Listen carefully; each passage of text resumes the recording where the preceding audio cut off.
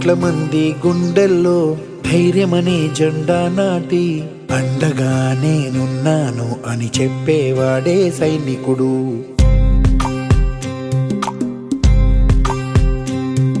ఈ దేశమే నా ఇల్లంటూ అందరూ నా వాళ్ళంటూ కులం మతం భేదాలను భస్మం చేసేవాడే సైనికుడు. చెడు జరగని పగ పెరగని బెదరని గని సైనికుడు, అదు పెరుగని రక్షణ బలి చెదరని ముని సైనికుడు. మన ఆయుధాలు ఎన్నెదురైనా ప్రాణాన్ని ఎదురు పంపేవాడు